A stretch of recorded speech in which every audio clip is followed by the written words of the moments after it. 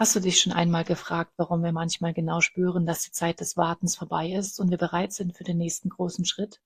Genau an diesem Punkt stehen wir in dieser Woche. Es ist eine der spannendsten Phasen des Jahres, weil sich die kosmischen Energien von einer träumerischen Haltung hin zu einer ganz klaren Tatkraft verschieben. Vielleicht spürst du den Drang, endlich das umzusetzen, was schon lange in dir schlummert. Wir erleben, wie Neptun in den Widder wechselt, was unsere Visionen plötzlich greifbar macht. Gleichzeitig bauen Mars und Pluto eine enorme Intensität auf, die wir nutzen können, um Herausforderungen endlich anzugehen. Und am Ende der Woche wartet ein Vollmond im Löwen auf uns, der uns nicht nur strahlen lässt, sondern uns vor allem auffordert, alles loszulassen, was nicht mehr zu unserem wahren Kern gehört. In den nächsten Minuten schauen wir uns an, wie du diese kraftvolle Mischung aus Neubeginn und Loslassen für dich nutzen kannst. Bleib dran, denn diese Impulse können dir echte Klarheit für deinen Weg schenken.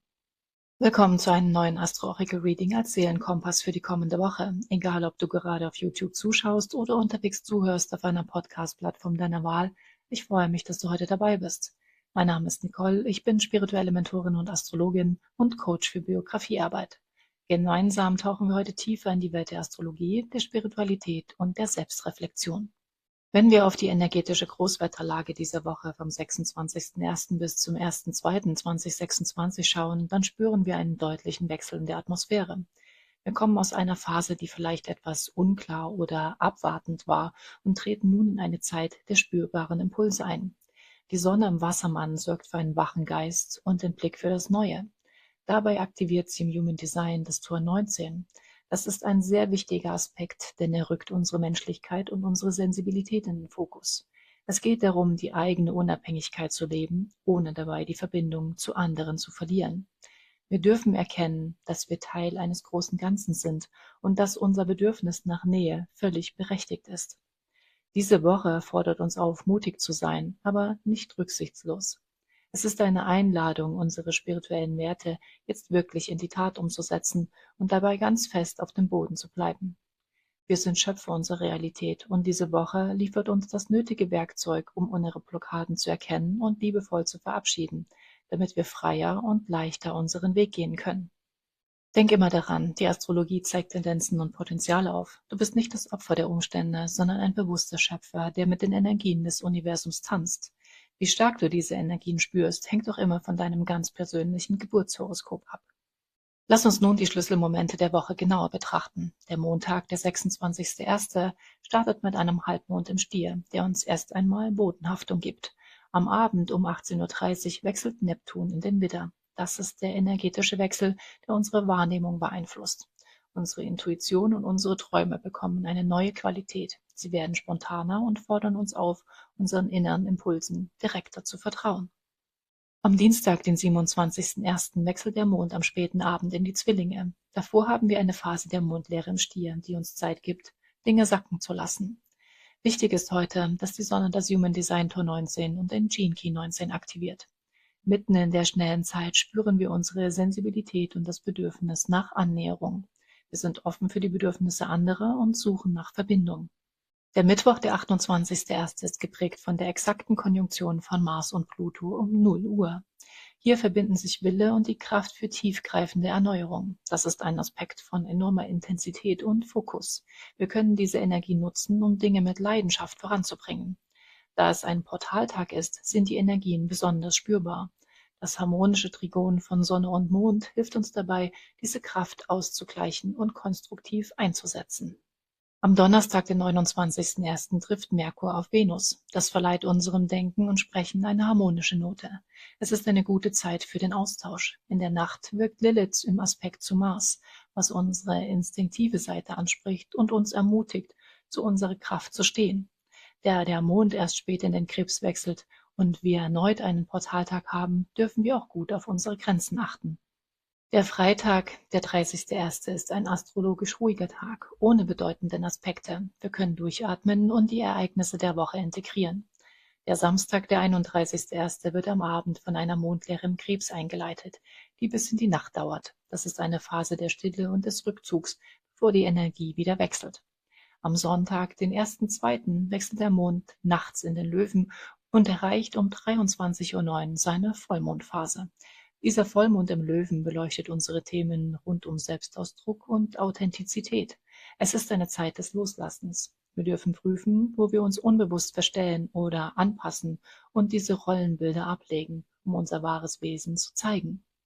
Und nachdem wir nun die kollektiven Strömungen und kosmischen Ereignisse der Woche betrachtet haben, wollen wir den Blick tiefer nach innen richten, denn diese Energien wirken auf jeden von uns anders, je nachdem, wo wir in unserem Leben stehen. Um eine persönliche Brücke zu diesem Thema zu schlagen und dir eine ganz individuelle Seelenbotschaft mit auf den Weg zu geben, lass uns einen Blick auf die Orakelkarten für die 3 Qualitäten der Tierkreiszeichen werfen.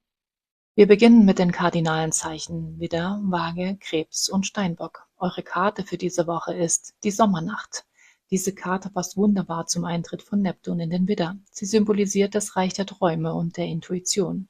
Für euch geht es in dieser Woche darum, die Grenzen zwischen Realität und Visionen verschwimmen zu lassen.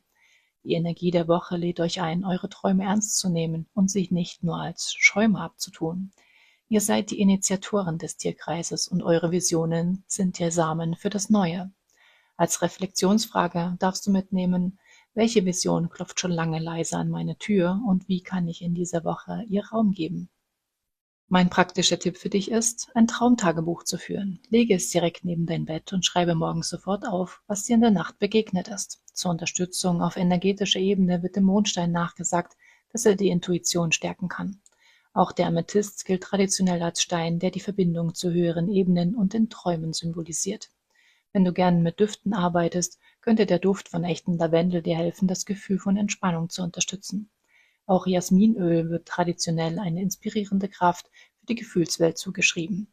Als kleines Ritual könntest du vor dem Schlafen bewusst eine Intention setzen, um eine Botschaft im Traum zu bitten. Werbung, passende Produkte findest du wie immer unten in der Beschreibung verlinkt. Kommen wir zu den fixen Zeichen Stier, Skorpion, Löwe und Wassermann. Eure Karte ist der Himmel. Das passt perfekt mit dem Vollmond im Löwen und der starken Wassermann-Betonung. Ihr seid die Hauptdarsteller dieser Woche. Die Karte Himmel symbolisiert Weite, Unendlichkeit und vor allem Freiheit. Ihr spürt die Intensität der Mars-Pluto-Konjunktion vielleicht am stärksten, als einen Drang, alte Fesseln zu sprengen. Es geht darum, den Blick zu heben und zu erkennen, dass die Grenzen, die ihr wahrnehmt, oft nur im Kopf existieren. Deine Reflexionsfrage lautet, wo in meinem Leben fühle ich mich noch eingeengt und welcher alter Glaubenssatz darf jetzt wie eine Wolke am Himmel weiterziehen? Mein praktischer Tipp für dich ist, ganz physisch den Blick in den Himmel zu richten. Geh raus, schau in die Weite und atme bewusst tief ein und aus, um dieses Gefühl von Raum in deinen Körper zu verankern. Als begleitender Stein wird dem Aquamarin nachgesagt, dass er den Drang nach Freiheit und Weite symbolisch unterstützt. Der Lapis Lazuli gilt als Stein der Wahrheit und der Eigenverantwortung. Bei den ätherischen Ölen könnte Eukalyptus dir helfen, das Gefühl von Weite und Klarheit symbolisch zu unterstützen. Auch Bergamotte wird eine belebende und befreiende Qualität zugeschrieben. Ein passendes Ritual wäre es, unter dem Vollmondlicht ganz bewusst eine Entscheidung zu treffen, die dir mehr Freiraum in deinem Alltag schenkt.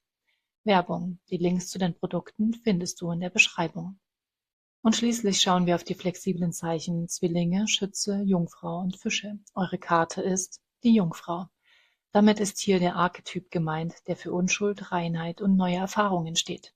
Während um euch herum vielleicht das Chaos tobt, seid ihr eingeladen, mit einem Anfängergeist auf die Welt zu schauen. Die Woche bietet euch die Chance, Dinge so zu betrachten, als würdet ihr sie zum allerersten Mal sehen. Es geht um Neugier und die Bereitschaft zu lernen, ohne sofort alles bewerten zu müssen. Nimm als Reflexionsfrage mit, in welchem Lebensbereich darf ich wieder mehr staunen wie ein Kind und meine Voreingenommenheit ablegen? Ein praktischer Tipp für dich, mache diese Woche etwas zum allerersten Mal. Das kann ein neuer Weg zur Arbeit sein oder ein Gericht, das du noch nie gekocht hast. Energetisch wird dem Bergkristall nachgesagt, dass er Klarheit und Reinheit symbolisiert. Der grüne Aventurin gilt traditionell als Stein, der für neues Wachstum und Offenheit steht. Der frische Duft von Zitrone kann dich dabei unterstützen, den Geist wach und klar zu halten. Auch Neroli wird eine sanfte und inspirierende Kraft zugeschrieben.